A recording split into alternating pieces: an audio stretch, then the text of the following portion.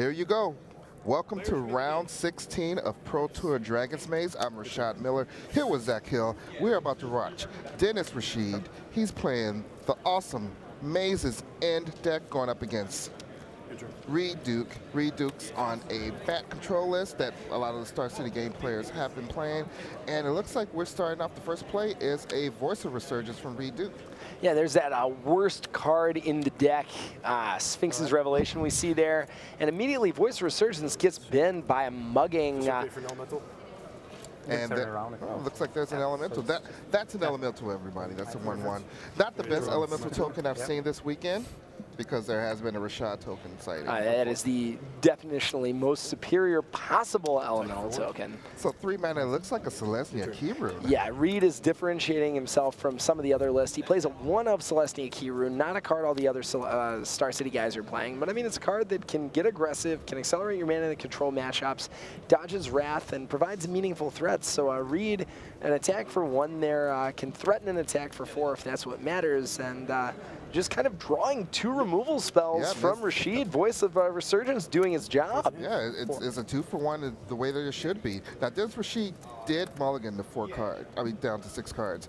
And he kept a hand with just a Mazes End and a Mountain. He ended up drawing a Guildgate, which is going to get him 1 mana closer to being able to activate the Mazes End turn after turn. Yeah, you see Rashid's hand. He's got 2 copies of Devour Flesh, 1 to Renounce the Guild, and Urban Evolution. The thing about this Mazes End deck is that it's never going to worry about cards if the game goes long enough.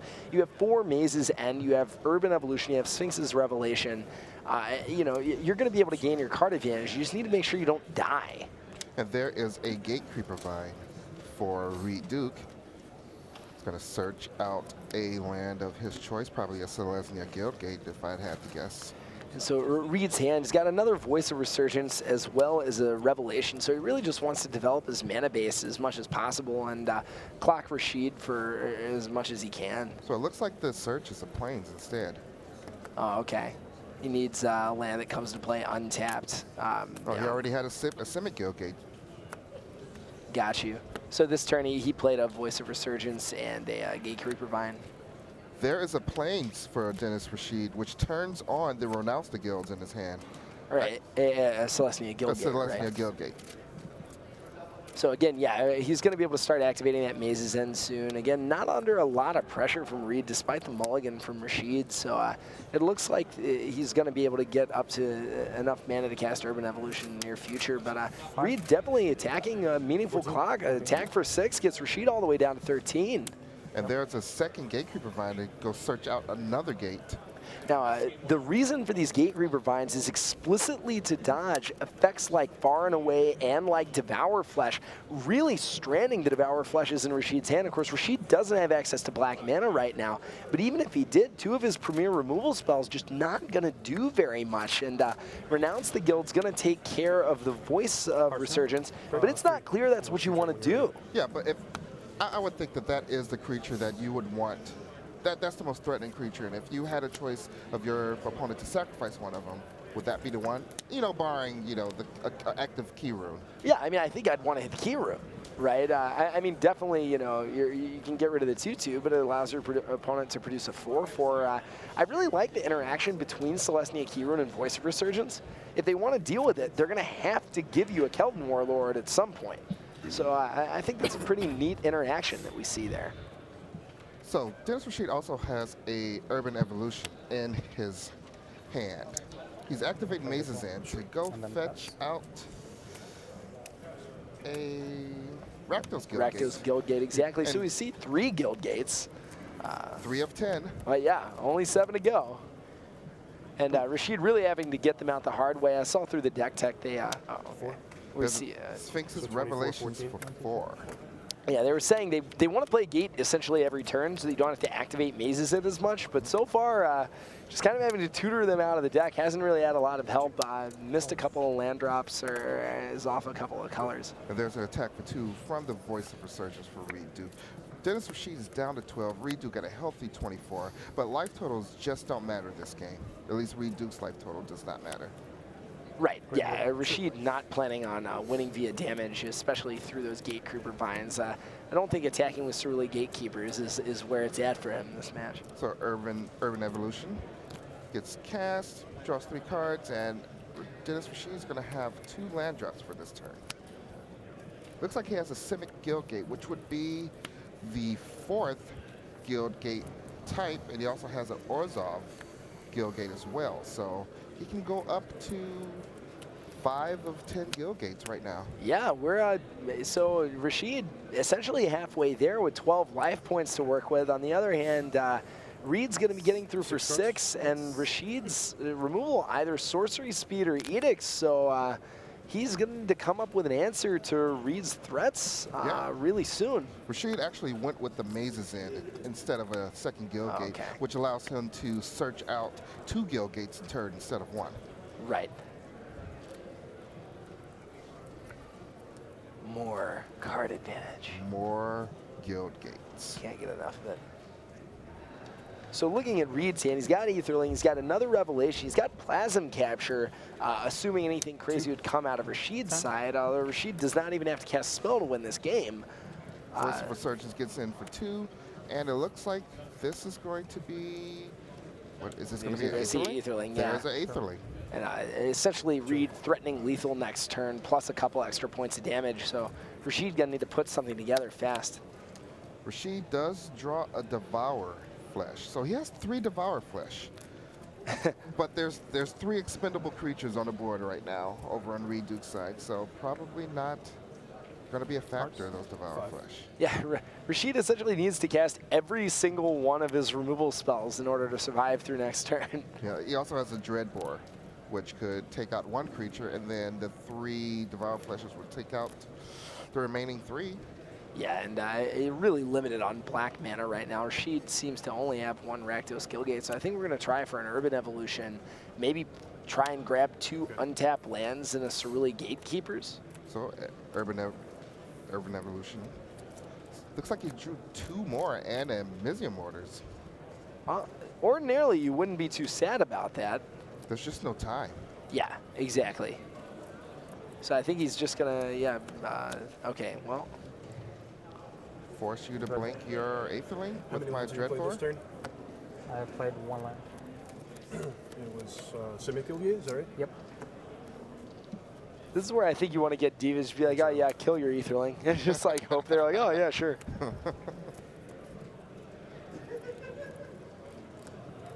Yeah. Yeah, there's nothing else that can happen as Reid Duke wins game 1 versus Denniz Rachid.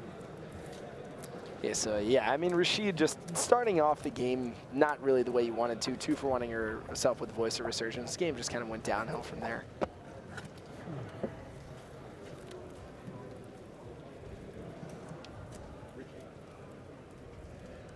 Are you still interested? You can play Magic at a store near you every Friday. Earn Planeswalker points and battle against your friends in Friday Night Magic. May's FNM promo card is Judges Familiar. Visit wizards.com/FNM to find a store near you. So every now and then, I venture out to Friday Night Magics, and you know, Chicago's a big market for game stores. So I went to a game store. Oh yeah. Yeah, and over by where where you purchase all of your merchandise, they had like a wireframe of. You're not making this up. Not making this up. It was a wireframe shaped in like a giraffe. Okay. It was a giraffe, and inside of it, it was filled with all these packs of like. It was mostly Homelands, but it was a whole, it was mostly Homelands, but it was a lot of stuff. There was some unglued and unhinged, and there are some tidbits. All right, so you can open some lands and some Autumn Willows. Like, all right. Is this stuff for sale? Like, it wasn't really for sale. I was like, so look, what is this? Like, what is this thing? It's like, oh, it's the booster giraffe. The booster giraffe. Between you and Hagen, I don't know how I'm going to get through this weekend. Ask him to tell you the Trust in Knees judgment story. at some point. I mean, did you just ruin the story by telling me what the name of the story was? I don't think it's possible for me to ruin that story. I think that story was ruined the moment it was told. Oh, wow. Okay, back to actual Magic and some sideboarding, because we see these players are deep in the tank trying to figure out how they're going to sideboard. Let's start with Denniz Rachid first, because you're the combo deck with a bunch of control elements. You just played against another control deck, and that control deck didn't control you to stop you from doing your combo. It just beat you down. Yeah, it whooped up on you. So what's your plan what's your plan to stop the control decks from beating you down? Yeah, I mean, I think you really you need to have enough removal to make sure it still does stuff, because you're going to have to kill a few Loxodon and Smiters at the very least, maybe some Voices of Resurgence. I like leaving in War Leader's Helix. I like leaving in Dreadbore, because Jace is also a real thing. But you're getting that mugging out of there, most likely. You're getting some number of those Mizium Mortars out of there. Far and away, particularly Devour Flesh. Devour Flesh not really going to do a whole lot against all those Gatekeeper Vines. So I think you're going to just sideboard out a lot of removal spells, keeping it up in there to make sure you're keeping the Bant decks, Loxodon and Smiters honest. But you have a lot you want to bring in. You've got Sim Collector, which can take out some of those Sphinx's Revelations and some of those counter spells. Slaughter Games, absolutely huge. Yeah, that's right gotta here. Be a great sideboard. That lets you go after your opponent's Etherlings, and without Etherling, it's really hard for them to actually win a game. You have 3 Sires of Insanity, which can stop all that craziness of Sphinx's Revelation and Jace, and you might even bring in some number of Blood Baron of Vizcapa. You have 4 in your board. You probably maybe want 1. So, and actually those 7 cards can double as a secondary win condition for some reason. Not that you always, not that you don't want to get the flawless victory with Gates. Yeah, I mean, that's always correct. So, Reid Duke, you're feeling good because you just won the game against the Mazes End deck, and your control deck, which has the ability to just come out of nowhere and deal 8 to 16 points of damage and win the game with counterspell backup. What more do you need to do to make sure that you can just win this game too and take this match? Well, I mean, I think you definitely want to bring in your 3rd Etherling. I mean, your opponent only has 2 Slaughter Games. Your opponent has to draw them. You get 1 on the board. They can't Slaughter Games it. So I think there's a lot of value to bring in the 3rd Etherling. I like Dispel and Cancel, because you are going to some extent have to be fighting a Sphinx's Revelation fight. If you're not fighting a Sphinx's Revelation fight, you're going to be able to cancel your opponent's Sire of Insanity they get after board, or at the very least some of their counter spells, or sorry, some of their removal spells for things like Loxodon and Spider, things like Celestia, a key rune. So, I mean, at the same time, if you read though, I could see keeping in a couple of ways to win the game, assuming you get Edicted. I mean, I really like trying to fight a Jace Architect of Thought fight, because worst comes to worst, you just steal your opponent's Sire of Insanity and kill them that way. So I think that you definitely want that Etherling, you definitely want the cancel. The only thing I can't really make my mind up on are Centaur healers. They seem kind of bad. Your opponent has a lot of removal, but you don't want to make sure you don't lose to a Slaughter Games. Yeah, so, but this isn't a situation where you think, well, my opponent may be taking out a lot of removal, so this is my opportunity just to bring in some creatures and just turn into the actual beatdown instead of the control beatdown? Yeah, if you had some Night Veil Specters, I think that would be a little bit more powerful. The problem is you don't, so I mean, you're not going to really get them with a transformational cyber or just like trained Armadons, but I think leaving an Angel of Serenity Etherling and Loxodon Smiter is probably going to do enough there. All right, so it looks like we have a game 2, and we start off with a Boros Guildgate versus a Celestia Guildgate. Is it Guildgate? Like I'm almost dead. Reid Duke says, oh man, I'm almost dead. So we see the Dispel from Reid. I was saying bring that in. I'm looking at Rashid's deck list. It really only fights Sphinx's Revelation. I mean, one of the reasons to have Revelation in your deck here for Rashid might just be to make your opponents respect it by bringing in Dispels and make the rest of your deck worse. Oh wow, and here's a Loxodon Smiter, and Reid Duke kind of pauses there. We both know that it can't be countered, but it can be sacrificed to renounce the guilds. Yeah, I think Renounce the Guild is doing some pretty good work for Rashid, because it's a sacrifice effect that gets around those Gatekeeper Vines. Yeah, exactly. So Mazes End is down for Denniz Rachid, which means that his Guildgate finding engine is online. If he chooses to play a land that comes into play untapped, looks like he's considering playing a Simic Guildgate or a Mountain. Simic Guildgate it is.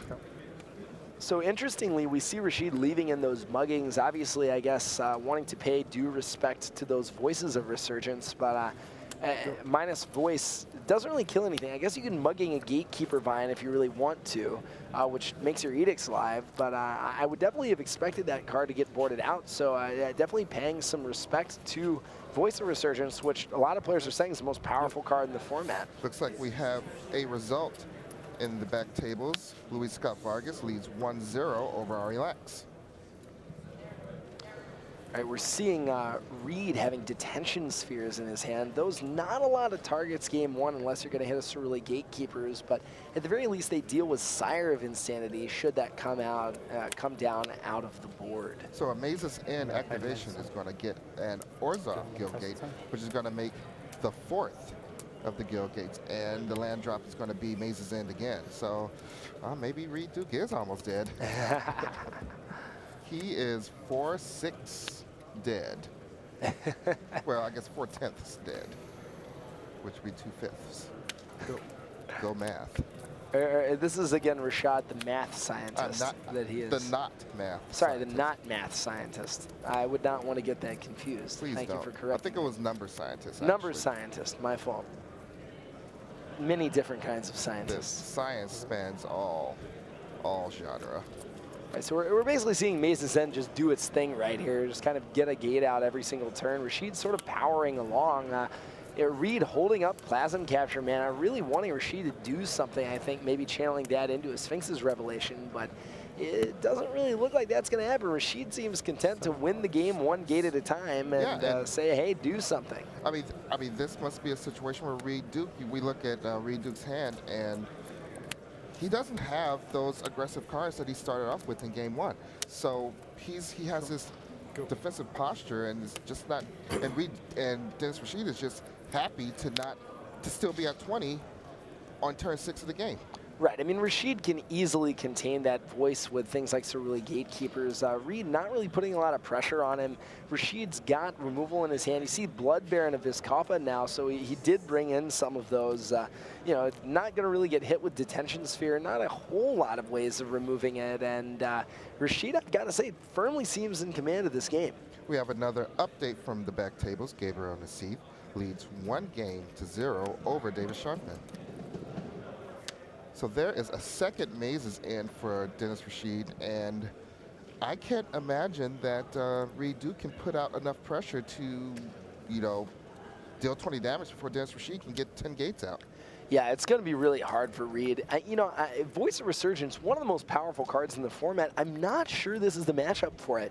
Of course, Reid doesn't know Rashid's deck list, but the deck doesn't really do that much on your turn. It doesn't really try to, even though it's a Sphinx's Revelation deck, so you might think that.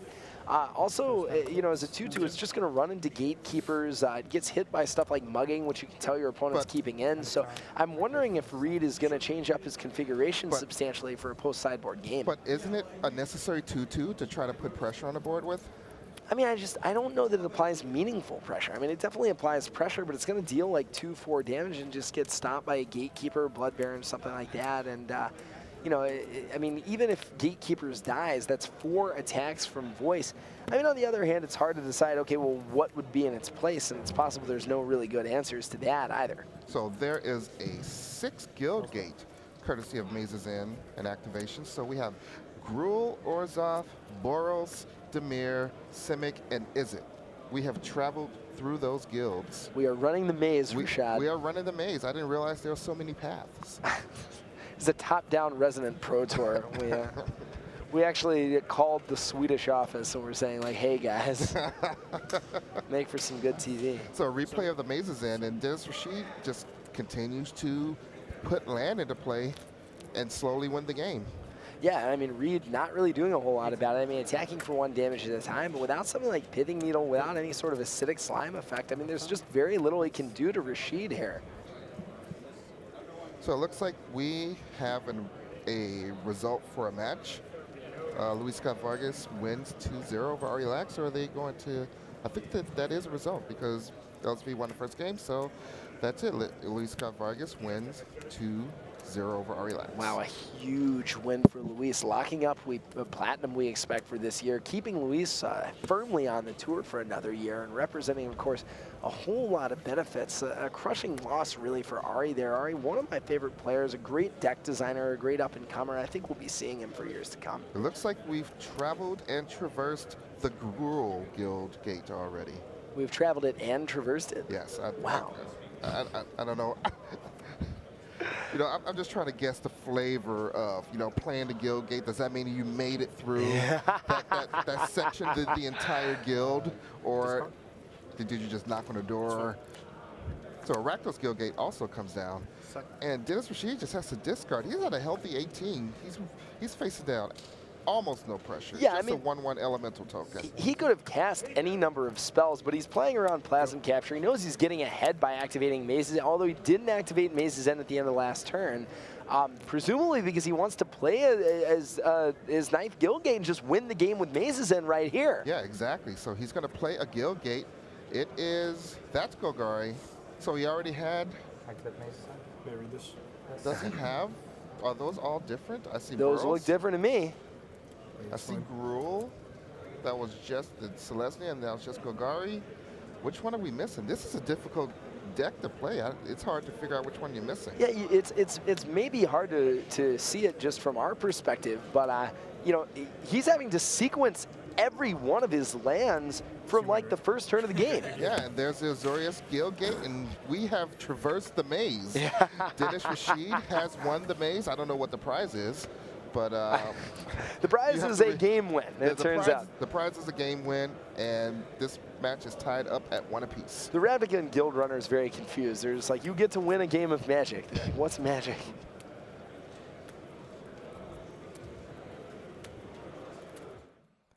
My colors, my guild, my shirt. Proclaim your allegiance today by purchasing your guild apparel at mtgmerch.com. So, I see that you are part of the Rakdos Guild. I am part of the Rakdos Guild. See, right now, I'm thinking about Golgari. Oh, yeah? You know, I have the Golgari. Yeah, I see that. You're repping Golgari. I have the shirt and the pin and the hat. But, you know, you know, they just gave me this stuff because they really want me. Oh, but really? I'm still considering Celestia. Oh, so you're getting recruited. Yeah, is what I'm you're actually saying. being recruited by Golgari. And, you know, I'm not sure if I want to, you know, accept the offer yet because Celestia looks pretty nice, too. Celestia is a pretty cool place to be. I hear they sing pretty good songs. They're like an art collective. They cook for each other. Yep. You know, they hang out together. They sing Kumbaya. But they're not as aggressive as as Golgari I would say is they're trying the to get opposite me. of aggressive. Yeah, it's like it's like they don't care if I join them or not. It's weird. Yeah, that is a little weird. I mean, they're sort of just unified. You know, maybe they feel whole with or without you. That could be it. I think Golgari just likes to compost. I mean, a greener earth. Yeah, there you go. They're the environmentalists, clearly. Okay, so taking a look at this matchup, I actually think some of the other builds of the Star City deck might be a little more advantaged in this position. We see Reid Duke, 0 copies of Advent of the Worm between main deck and sideboard. Hard to put a clock on the table.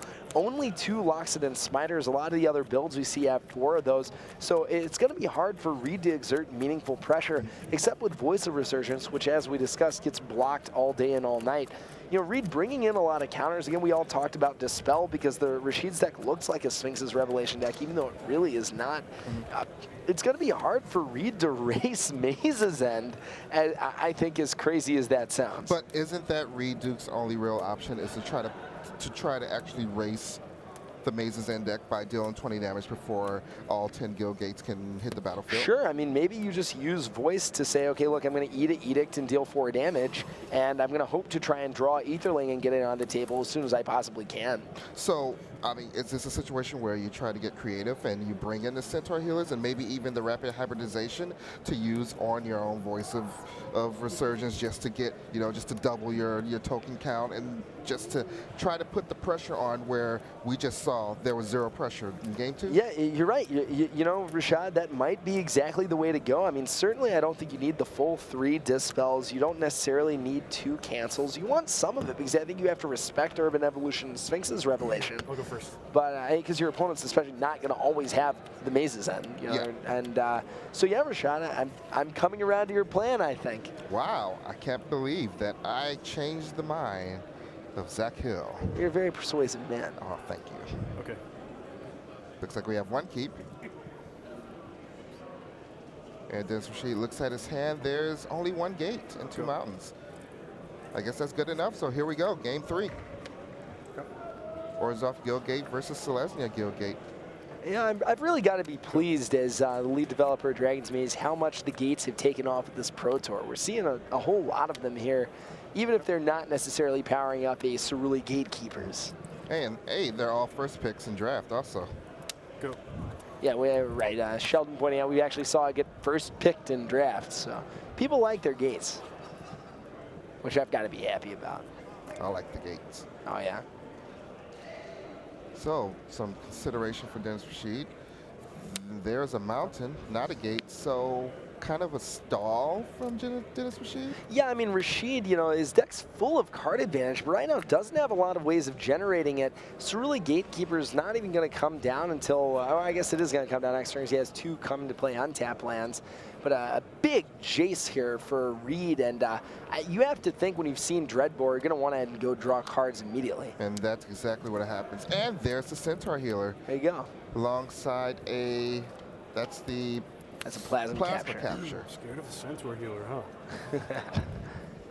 You know what? That Centaur Healer has the ability called Attack for 3. Right. Tap. Deal 3 damage to opponents sometimes.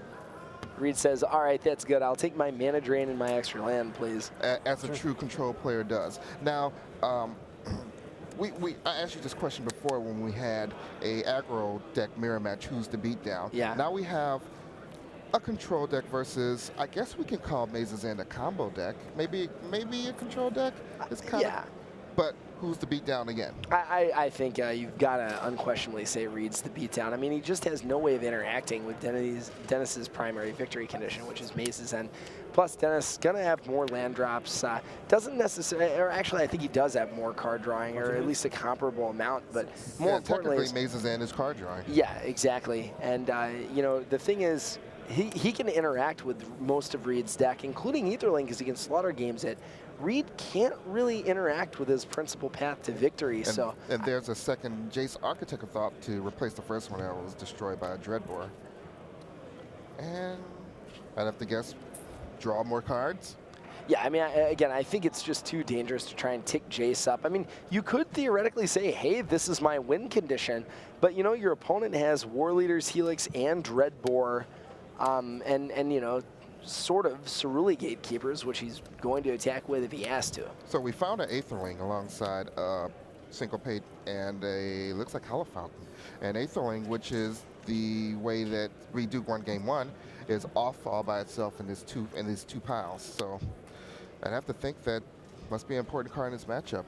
Yeah, I mean, with 2 Plasm Captures in your hand, I think you just have to take Aetherling here. You have plenty of lands. I mean, also, like you just gotta win the game at some point.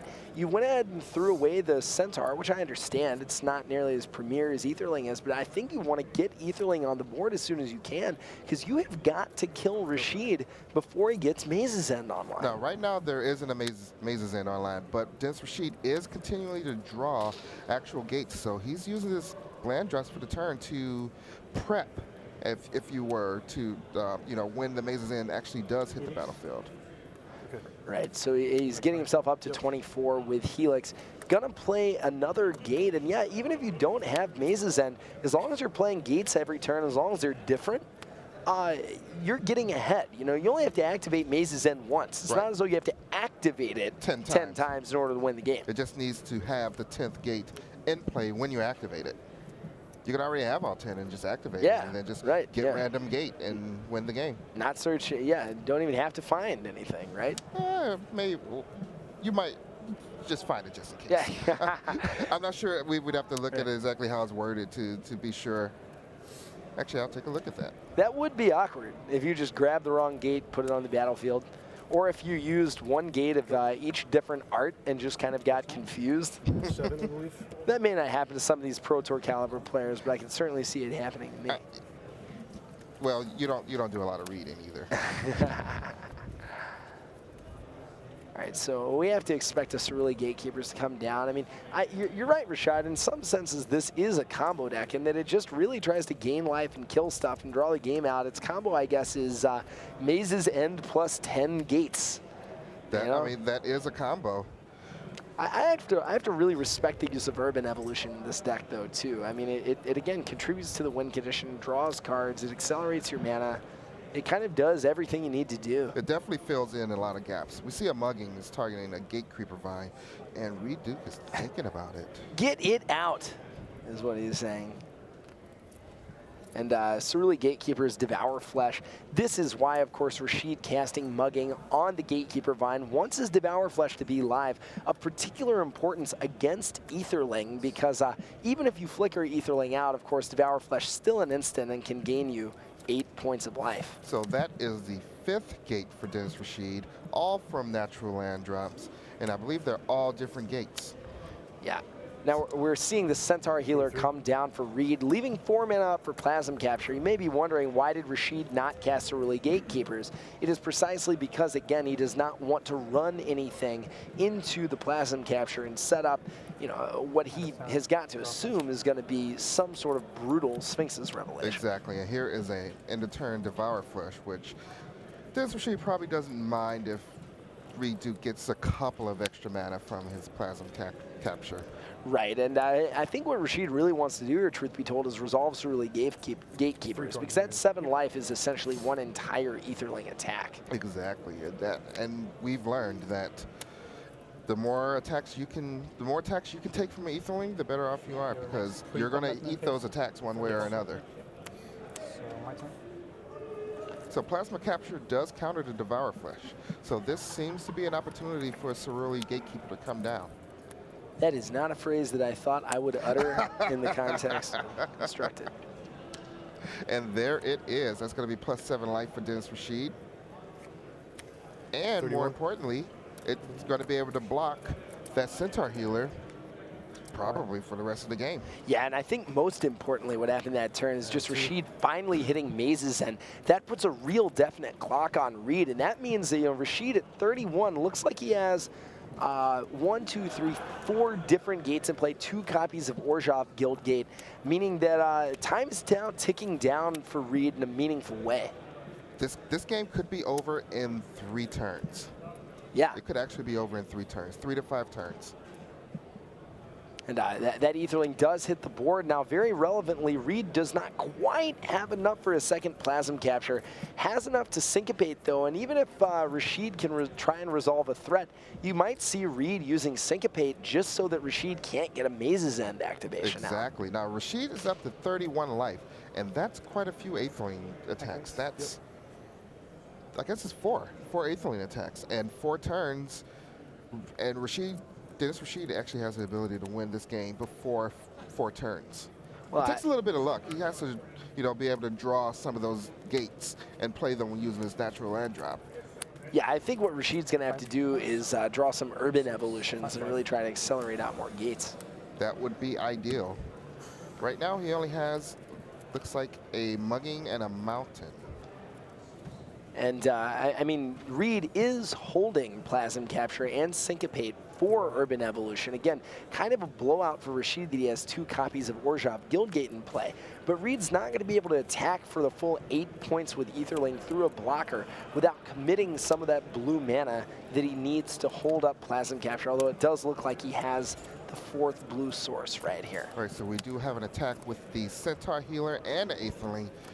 No doubt that Gatekeeper's going to jump in front of the Centaur Healer. Yeah, and what's nice for Reid about that is that means he doesn't have to make his Aetherling unblockable, allowing him to keep up more counter mana, which is really the thing that matters the most right now, as Rachid kind of trying to race with Maze's End to keep up and wants to resolve, probably more than anything else, another Gatekeepers to buy himself some more time. So Reid Duke's deciding what to do now that no blocks have been declared on his Aetherling. He has the ability to pump it up to deal 8 damage and leave 4 blue mana open. and he decides just to attack for 4. That's going to bring Denniz Rachid down to 27. And there's a second Aetherling, so the clock is ticking now. And 2 mana opens still for Reid, which, you know, allowing him to keep both of his Aetherlings protected, even through whatever Rachid may be able to throw at him. Rashid's second Maze's End right here, which does allow him to basically ensure that nothing's going to go wrong for his clock, but he really wishes that Mountain, I think, was a gate, and that second Orzhov Gilgate was any other land in his deck. And in comes the Alpha Strike from Reid Duke again, still allowing the Aetherling to be blocked if Denniz Rachid so chooses. Right. And this could be as much as 16 damage this turn, depending on how aggressive Reid wants to be, setting up what looks like a lethal attack on the very next turn. Well, half of Denniz Rachid's life would be 14-ish, so maybe attack for 14.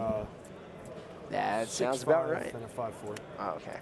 Take 11. So attack for 11, which brings him down to 16, which is still 2 Aetherling attacks. Exactly, and keeping up enough to protect at least one of his Aetherlings and Plasm Capture anything that gets a little too out of hand. So activate on Maze's End. We are going to get a Maze Gilgate that we have not, you know, we don't have it in play just yet. Looks like Golgari Gilgate's It does indeed, and that's 6. I would love to know if there's an order that they've decided is the best order to go get these gates, or if that is actually relevant. I know that obviously the casting of the spells in your hand plays a relevant part, but at some point in the game, the cards in your hand stop mattering, and then it's just the race to the end of the maze. And I guess at that point, then you just get whichever gates you don't have. Yeah. So Rakdos Gilgate was the actual pick. Draw Steph reveals another Cerealy Gatekeeper? Yeah, I think so. That's actually pretty good, because 7 life is going to mean that those Aetherlings are not going to be lethal anymore. Yeah, the question is simply whether he thinks he can resolve it. And with Reid's hand as loaded as it is, I'm wondering how realistic that is. Well, you have to go for it, and there's the attempt. Cerealy Gatekeeper is on the stack. Reid Duke, hands on his head. I mean, the thing you have to respect if you're Reid is with 5 mana open from Rashid's side of the board, you want to make sure not to commit too many mana, or you might find your Aetherlings just get killed. And there's the plasma capture. So that's going to give Reid Duke 4 extra mana of any color, which he can use to pump his Aetherlings and still have a lot of mana left over to use for other activations. Yeah, Rashad, I mean, normally you've got to be pretty excited to be at 16 life, 2 Maze's Ends in play, and the win very close, but Aetherling hits hard and fast. Reid Duke just getting confirmation that they agree on the state of the game. You are at 16. Isn't that an infraction, failure to agree upon reality? Not for many, many years. I want to say that in a Twitter argument. So, well, the problem is you do not agree upon reality. Therefore, it just doesn't happen anymore. There you go. It's just over. We're done. Let's have a debate about physics. So what's Reid Duke thinking about right now? I mean, Reid, again, you just want to make sure you're playing around everything. You have lethal, you have the ability to protect your cards. So 5-4. So we used the 4 blue mana that we made from Plasma Capture to make both Aetherlings unblockable and make them both 5/4s. No loss. 6, 7, 8. 6, 7, 8. There's the hand. Reid Duke wins 2-1 over Denniz Rachid. A masterfully played game by Reid, getting both of those Aetherlings on the table, not attacking for the maximum damage early. Capture the Devour Flesh suddenly. You know what? All you have to do is, you said it before, the magic number happens to be multiples of 8, and he was able to attack directly down to that multiple of 8. If I didn't do it, I was going to be forced in a position where I had to tap out anyway, you know? Did you not have lands? I didn't have more lands. Looking to face a greater challenge? Take your game to a Grand Prix and see how you fare against the best players in your region, as well as top visiting Magic pros. Upcoming Grand Prix include Guadalajara, Gothenburg, Providence, Houston, Bangkok, and Las Vegas. For more information, visit wizards.com/Grand Prix. So how many of these Grand Prix are you going to? I don't get to go to as many of these as I'd like to anymore, very sadly, but I am, my ears perked up at Bangkok into Las Vegas. That sounds like a pretty good 2 weekends for a member of the Rakdos Guild. I'm just pointing that out. That's a good way to look at it, There you actually. go. Now, I'm not going to be at Bangkok, but maybe I should go to Bangkok. I mean, hey, It's I've been a never while had a since I bad actually time. played in the Grand Prix, but I will be in Providence and Las Vegas, Awesome. providing awesome GG's Live coverage. I was going to say, do you have a team for Providence? But I guess somebody has to cover these yeah, things. someone has to make sure that everyone at home who can't make it out to these awesome events can, at least, live vicariously via the internet. So we're gonna send it back down to the floor with Sheldon Menery, who's talking with Reid Duke.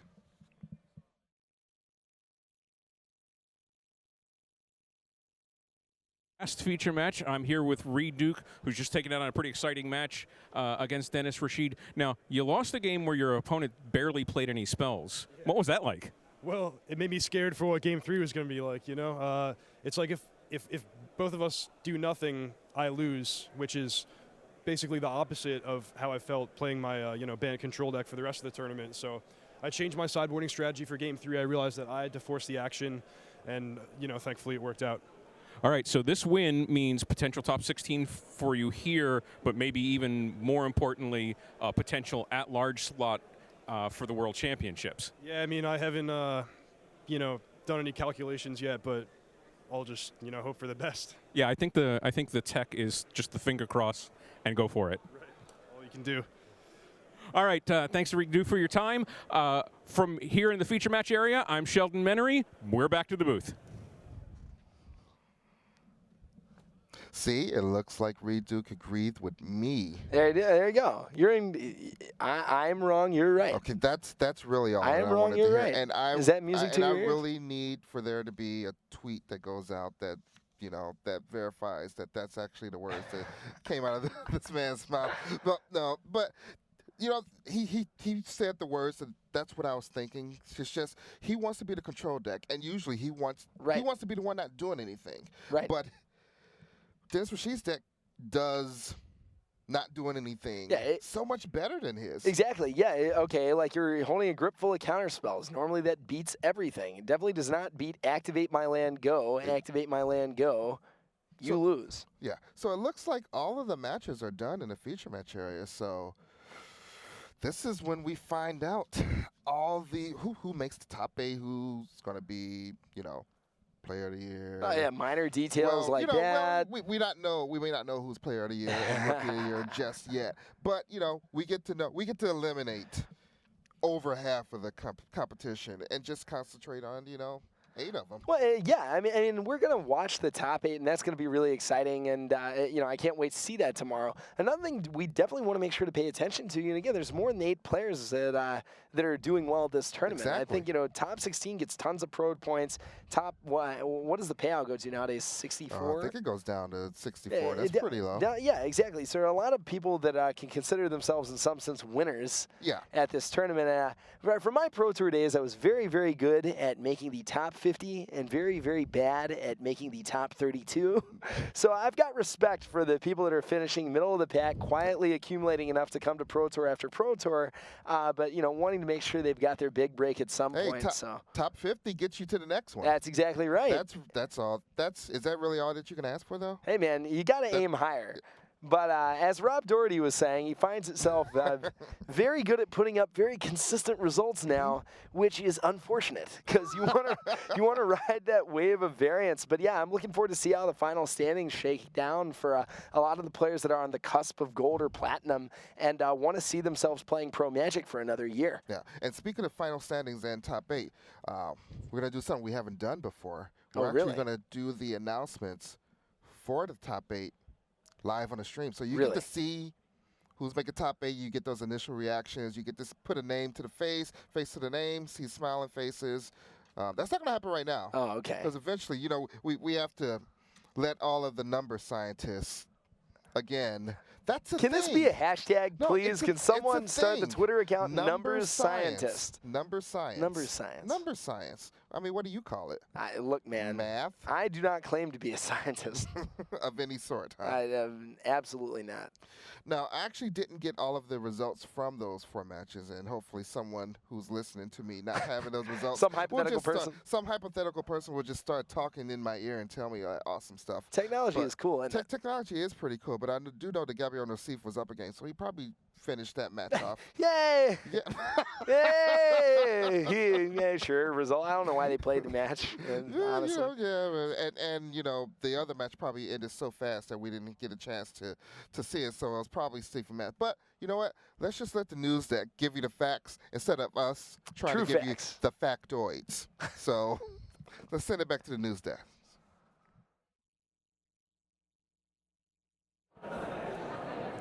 Hello everyone. Well, I'm not sure if it's quite the 3 wise men, Rich Hagan, Brian David Marshall, Marshall Sutcliffe here with you.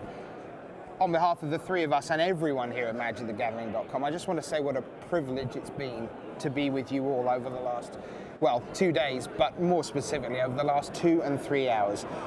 These pro players, we put them right on the edge of their intellect and their effort and their will and their skill. And we pit them against others who care every bit as much, and then we watch them go at it. In the last hour, you've seen Reid Duke so emotional, maybe an at-large spot for the World Championship. You see Luis Scott Vargas and Ari Lax determining their next 15 months of their lives, where one of them becomes platinum and one of them has to start again at a new season. And then you see the players battling for top 8 and wondering, Gabriel Nassif, if I win against David Schafman, can I make it to a 10th Pro Tour top 8? The fire doesn't dim in the Hall of Famer. And that's why we bring it to you. That's why we love being with you. So thanks for being with us. Guys, from your point of view, what have you seen over the last 2 days? Brian? Well, I mean, we just did a segment about the Hall of Fame. I was just stunned by the number of Hall of Famers that showed up for this event. And showed up's not the right word, because sometimes you think about someone qualified for the Hall of Fame and they just show up. But people didn't show up. They were parts of super teams. They were camped out in musky boardrooms for a week, drafting and grinding, Sphinx's Revelation deck mirror matches against each other for untold hours. In some cases, playing 12 hours a day and putting themselves. We saw Gabriel Nassif, so close to his 10th top 8. We saw Brian Kibler close to another top 8. We saw John Finkel and Clyde Woody make strong runs. Just amazing to me, especially on the brink of another cycle of voting for the Hall of Fame. It just really makes me, as someone who has a vote for who goes into the Hall of Fame, really appreciate the people who are there and the responsibility of which of the people that are playing in this room today and others not here will be getting in next year. Marshall, you're the king of limited, whether it's limited resources or limited information. It begins with limited for you, I know. And both days today began with limited. They began with the gold packs being opened for Dragon's Maze. What's your takeaway on a very non-emotional, practical, drafting advice level from this Pro Tour? So we actually saw something really interesting. BDM and I have been having chats about this throughout, which is there was almost like a metagame shift from day 1 to day 2, which is really interesting because I think the prevailing wisdom coming into the event was that you want to be 2 colors. You want to be as close to 2 colors as you can possibly be. Those are the ones that got the best results leading in. It also has a high variance to it. If your 2 colors get cut and it doesn't work out, you don't get the gold cards, all of a sudden you can be in more of a train wreck 2-color deck. It starts creeping into 3 into 4 and things don't go the way you want. We saw a lot of players react today by saying, okay, I'm going to be the gate deck then. I'm going to take gates, I'm going to take gatekeepers, and I'm just going to be, 4 colors I think was something that we saw quite a bit. Now, absolutely. I'm not sure I'm willing yet to abandon the strategy of playing a 2-color deck. I do still think it's the strongest one. Absolutely, especially if people around you are drafting the gate deck. Yeah, exactly. And so there's this interesting back and forth. It's a little that we tango. see, in a very short period of time. So do you think that metagame exists within one individual draft, or is it something that we're going to see changing, a bit like standard changes, if you like, week to week in response to real-world data? So what I would think is, so the players that come out here to the Pro Tour, they're smart. They're some of the best limited players on the planet, and they're going to pick up those little differences that you see. So they're going to say, look, I'm going to adapt immediately. I think the general public, you know, when you're drafting on Magic Online or if you're drafting at your local F&M, it's a slower process. So my guess is that there's going to be a similar path. It's just going to take longer for the masses to adopt than it did for these pro players who are very willing to say, look, this isn't working, we're going to do something else. So we had 6 rounds of draft, but we also had 10 rounds of block constructed. I thought it was a fantastic block format. Hands up, I love block anyway and always have, but there are some years we could point to, Honolulu 2009, which haven't been as great as some others. I thought this was a tremendous block You know, format. and it was interesting to me. You and I talked a bit about the Aetherling slide that R&D had prepared.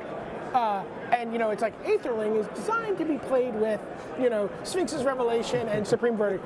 And what was really interesting to me was the players who came to this event gunning for ways to angle shoot those cards. How do I trample over a blinked out an exiled Aetherling mid combat?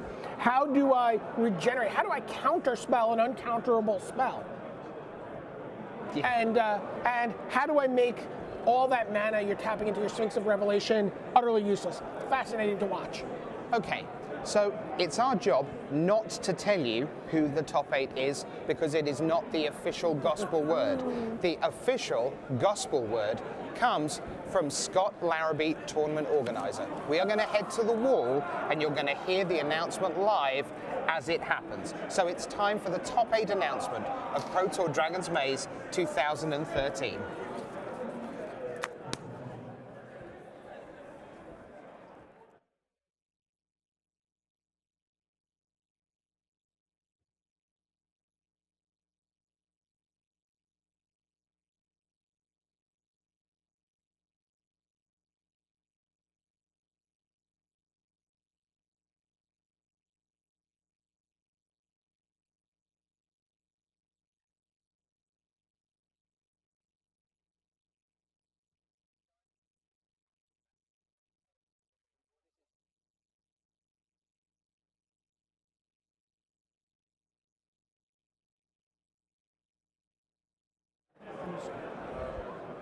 All right, hello everyone, welcome here. Rich, Brian David Marshall coming on the way. There you see behind me the live shots of the tournament hall, the players getting ready for the announcement. Now, sometimes we have high drama at this moment. We thought we might have high drama this time because Craig Wesco in that last round chose to play against Makihisa Mahara of Japan. But once he fell one behind, got offered the ID, closed it down. And one of the really interesting things in this announcement is whether Craig Wesco, with that ID, will end up the #1 seed. So here we go. Let's see what happens. Scott Larrabee is going to be on the way. Let's see what he has to say. The top seed Pro Tour top 8 will get to go competitors. first. So here we are. We're about to announce the top 8. We're about to announce the top 8. If I call your name, please enter the feature match area. In first place, with 40 match points, from the United States, Craig Wesco. Craig Wesco is your #1 seed. He makes it there anyway, his 3rd Pro Tour top 8. Playing green, white, weenie. Okay. So that's your #1 seed. Can't see any of the players right now on screen. Looks like we're sort of looking towards the back end of the room right now from the feature match area. In rather second than down place, on the feature match area. with But 40 we'll match see. points, Second place. from the United States, Rob Castellan. It is Rob Castellan who has made it in. All right, so Rob Castellan is your #2 seed. And Playing David, the 4-color chant deck in his Pro Tour debut. okay, and here we are. In There's third Rob place, Castellan with 37 match going points, from Scott Japan, Larrabee. Makihito Mihara. 3rd place, Makihita Mahara of Japan. Let's take a look as he comes in. He is your 2006 World Champion, his 4th Pro Tour top 8. Fantastic job. Here comes Mihara into the feature match area. There he is. In 4th Great place job. with 37 match points control. from the United States, We're gonna say that a couple Andrew times Shrout. 4th place is Andrew Shrout, a Magic Online Championship Series competitor, PTQ Glendale as well, and he is in his Pro Tour debut. Johnny Hot Sauce. Johnny Hot Sauce. Yeah, you did that much better In than I 5th place with 37 match points from the United he's playing States, blue, white, Josh Utter-Layton. 5th place is Josh Utter-Layton. He is your player of the year for 2013. What an achievement. 4th Pro Tour top 8. In 6th place in just with 37 19 match goes. points Who's from the next? Slovak Republic, Matej Zadelkai. Slovak Republic, Matej Zadelkai, Big Z, team coverage, European Grand Prix coverage, lead commentator. What an achievement for him. He's playing Esper Control, part of the European Union. And by the way, just going back to Josh Utter-Layton, In he's 7th playing place Boros with 37 Blitz. points from the United States, Dusty Ochoa. It is Dusty Ochoa who is next in. Played in a handful of Pro Tours, losing record till this weekend. He's really reversed that this time around. Here he comes into the feature And in match 8th area. place with Another 37 Esper Control points player. from Latvia, Andre Proust. And finally, Andre Proust from Latvia. He makes it in. He's only 21 in his 2nd Pro Tour, top 8. And let's Ladies take and a look. gentlemen, your Pro Tour There we Dragons are. Maze Playing top Azorius 8. Give them a Control. hand, please. Andre Round out Proust, the on we field. go. There's Craig Wesco. There you see them, Andrew Shrout, Rob Castellan, pace the field, Makahita Mahara, Josh Utter-Layton, Matej Zadelkai, and there's tournament organizer, Scott Larrabee. 11 a.m. is the story. So we're going to throw it back to Marshall at the desk for just a moment, and then we're going to be with you for the end of day wrap. Back to you, Marshall, at the desk. Wow, super top 8 here. I'm going to read a few of the ones just below the top 8. There's a stack lineup. 9th, Reid Duke.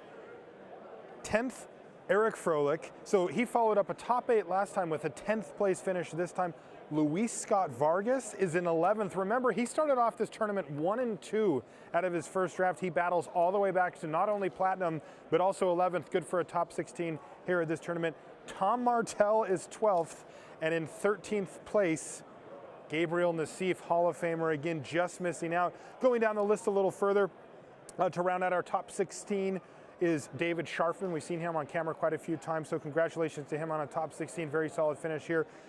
Chris Fennell, we had a deck tech with him as well. He also finishes in the top 16. And last is Nicholas Kusena from the United States, rounding out the top 16. Wow, what a stacked top tables we have here. We are moving towards our end of day wrap here, but until we do, I'm going to read you some more names. Whee! All right, so going a little bit further down, Brian Kibler, 18th place, just out of top 16. A great year for Brian Kibler, nonetheless, a great season. Denniz Rachid, again, we've had him on camera quite a few times. He finishes in 20th. Remember, 25th is the cut. That's the one where you really want to finish 25th. You get to play the next Pro Tour. So going down, Denniz Rachid, Oren Swift, 21st place. Chi Hoi Yim, he's from the United States. He finishes in 22nd place. Uri Peleg, we had him a lot too. He's helped design one of the most popular decks that's going to be in the top 8 tomorrow. He finishes in 23rd. Ken Yukihiro, another guy that we've seen recently have a lot of success, and he's still banging out these quality finishes. He's in 24th, and Rodrigo Borba is in 25th to round it out. A few that just missed. Now, this is a tough one. These are the tough days. Now, usually you wake up the next day and you think, I had a great run, I had a great tournament, I was one match away, that kind of thing, but it can kind of sting on this day to just miss the top 25 here. But Nathan Holiday, this guy is Mr. San Diego. He finishes 27th of the Pro Tour. He also won Grand Prix San Diego, which was a modern event, so completely different than this one. So congratulations to him on a very solid finish. Ari Lax, we saw he played against Luis Scott Vargas in the last round there, and that's what that last match can do. We were telling you guys how much they were playing for. They were playing for platinum status for all of next year. Ari Lax finishes 28th. Luis finishes in 11th. That's how much was really going on for the course of that thing. Ali Antrazi finishes in 29th place. again, a very solid finish for Ollie. We had deck techs with him. He's a popular player, a popular deck brewer, and another solid finish here. All right, so it looks like we're ready now to head over to the wall for the end of the day wrap with BDM and Rich Hagan.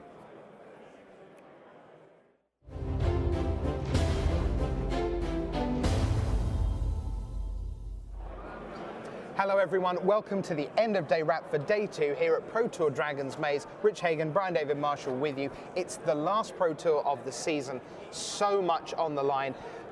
Down the stretch, BDM, it was pulsating Magic action. There was a tremor through the room. It was almost like the wave at a stadium as people stood up and were looking around. What's going on? Craig Wesco's playing? He's playing? Is he actually playing? It was unbelievable. And it was well worth it for him to play. He gets to take a crack at winning. If he wins that first game, he can keep going. If he loses the game, he can offer the draw. No harm, no foul. Yeah. And everybody's in the top 8. And that's how things turned out. So we came in and we said all weekend long the 4th loss was going to be critical. It put you at the mercy of other players. And it really turned out to be true in spades this time around, because no one on X and 4 made it in. Everyone only lost 3 times to make it into the top 8. Now on screen we're going to show you the top 8, and we'll tell you what seed they're going to be tomorrow, and also a little bit about their archetype. So let's see who have we got first up on the list. Slides are in no particular order here in terms of the seeding. We get a look at some of the decks and some of the players. Here's Josh Utter-Layton. He's going to be your player of the year for the 2012-2013 season, and he's one of the few players not playing a control deck in this top 8. A little unusual for him. He seems very much like a control player to me. He's playing the Boros Blitz deck. We saw a deck tech on that deck with Patrick Sullivan, who's playing a nearly identical list. You can watch that video and see what that deck looks like. He does a lot of damage very quickly, often before a supreme verdict can be rendered. Yeah, and I want to say a special hello to Josh Utter-Layton's mum, an incredibly supportive parent. You all have them at home, cheering you on, hoping you're going to do well at your tournaments. She's glued to the coverage, I know. Hi, Josh Utter-Layton's mum. Your boy's done great again. He is the player of the year. Congratulations, you must be so proud back at home. Let's see who else we've got up here. It's Craig Wesco, king of the white weenies, and that's exactly what he's going to be playing in the top 8 with Judges Familiar. A deck called Don't Judge Me. We did a deck tech with him as well, and you can take a look at this deck. Again, not the control deck. He's playing a very, very aggressive deck. He says, I want to come out of the gate quickly. This is what I like to do. I like to put a lot of pressure on my opponent and then have cards with a lot of versatility that makes it difficult for my opponent to sweep my board or to just recover from that early onslaught. This is what his deck does. Judges Familiar is one of those cards that puts things out of, he's like, well, I don't want my opponent to be able to cast an Advent of Worm on 4 mana. I'll trade, if they try, I'll trade a Judges Familiar for it. Can't wait to see that deck in action tomorrow. Let's see who's next. Well, this guy, what an incredible story this is. This is Rob Castellan. Our camera crew love Castellan, let me tell you. The underdog story, Deadbridge chant, a level 2 judge. He was meant to be judging at a PTQ. He forgot to send the email in saying, sure, I'll judge that. So since he'd booked the time off, he went and played. He went and won. He's playing for $40,000 tomorrow. It could happen to you. The best email he never sent. Yeah, you're sitting at home, you're thinking about like, well, if I win that PTQ, how am I gonna do on the Pro Tour? I'm not gonna be able to win. You know what? People come to the Pro Tour for the first time and they succeed. We have 2 players in the top 8 succeeding in their first Pro Tour. So, and he's tremendous deck, really exciting. Also, another deck tech that we covered this deck. I got a chance to talk to him about it. This is the Deadbridge Chant. It's a 4-color control deck, mid-range deck. Deadbridge Chant. He was one of the few people in the room playing this card and really, really displayed the power of it. All right, let's see who else is on the big board. Well, next up, it is Dusty Ochoa. Yeah, so Dusty he Ochoa is is playing Esper Control. So does that feature this Sphinx's Revelation? You know, we're going here? to see this card. We left this graphic up a lot in this segment. There's a couple different flavors of control. Esper Control is most popular. Matej Zadelkai, who is one of our top 8 competitors, we're going to talk about in a bit. He played Esper Control deck. We did a deck tech with him. So if you want to see what's in an Esper Control deck, you can take a look at the Matej Zadelkai Esper Control deck tech he did with Zach Hill. Now here's a notion: Thief. Where was it? Was supposed to stop Sphinx's Revelation. Didn't happen. Sphinx's Revelations all over the top 8. So moving on. This There is you get- Andre Prost. Andre Prost, yes. From Latvia, second Pro Tour top 8, residing in the States, Alaskan, I believe, once upon a time. Comes from that neck of the woods. Sphinx's Revelation again for him. But interestingly, not playing Esper Control. So Right. we saw an Azorius control deck that a handful of people were playing. I believe we saw Uri Pelig playing that deck in the feature match area. It doesn't have as many shock lands, it doesn't have as many guild gates. You don't take a lot of damage from your lands, and your lands come into play untapped. So interesting to see what take on control is going to end up emerging on top there. Okay, let's see who else we have. Yep. So Then you again, gotta look it's at Sphinx's Revelation. Sphinx's Revelation. And this is Andrew Shroud. Andrew Stroud, Johnny Hot Sauce. You're going to say that a lot, I aren't love you? saying it. It's outrageous. He's Mox playing- competitor. Mox competitor. We just saw him in Boston. He's playing his Sphinx's Revelation deck, not playing his Azorius Control, not playing Esper Control. He's playing blue, white, red control. All right. What does the red do for him? Well, you get like Boros Reckoners, or you get Boros Charm, or Is it charms, things like that? Are they yeah, in? you get a lot of little different flexibility. You get more removal, maybe Mizzou Mortars. Okay. We'll get a chance to see his deck under the lights tomorrow. Okay. And now, got to be honest, this really excites me to see back in the top 8. I think one of the most formidable players ever to come out of Japan, and that includes Hall of Famers Makihito Mihara. Is it fair to say that one of the favorite matches of Magic you've ever watched is Makihito Mihara versus Gabriel Nassif at Worlds in Paris? Absolutely insane, fantastic, yes. All-time top 5 for sure, for me, yes. Yes. You know, it's funny. Amazing. It's funny. We present these Magic players as being infallible, but the reality is they play a ton of Magic over the course of a long weekend, and people make mistakes all the time. All the time. Bob Maher makes mistakes. John Finkel makes mistakes. Makihito Mihara makes mistakes, and he made a critical mistake against Gabriel Nassif in that top 8, and found himself, like, oh no, what have I done? Didn't fumble. He thought his way out of it, figured out what he could do, and went on to win the match. Tremendous, where a lot of players who are of lesser resume might have just gone a little haywire at that moment. Yeah. Very impressive player. He is just a monster, and I would be very scared if I was ever good enough to play in a Pro Tour top 8 of facing him. Not pictured Matej Zadelkai, but that's because you're watching his video right now to see what's in his deck. Absolutely. Yeah, Matej Zadelkai, lead commentator on the European Grand Prix scene. We hope you've been enjoying the videos from there as we present live coverage all over the world coming to you. Tomorrow, turns out that some races are taken care of. Player of the Year, taken care of.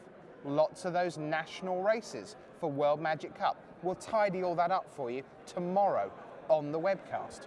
Some races have yet to be run, and the one that counts most of all at the maze's end is Pro Tour Dragons Maze.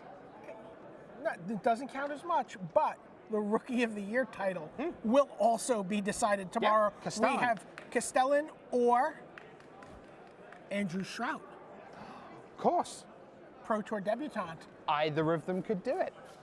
Plenty of stuff going on. Now, wherever you are in the world, whether it's morning, noon, or night, make sure you're here for the quarterfinals, the semi-finals, and the last game of the 2012-2013 season. It'll be the final of Pro Tour Dragons Maze. For Marshall Sutcliffe, Greg Collins, and all the backstage team, Brian David Marshall. See you tomorrow. I'm your host, Rich Hagan, saying bye.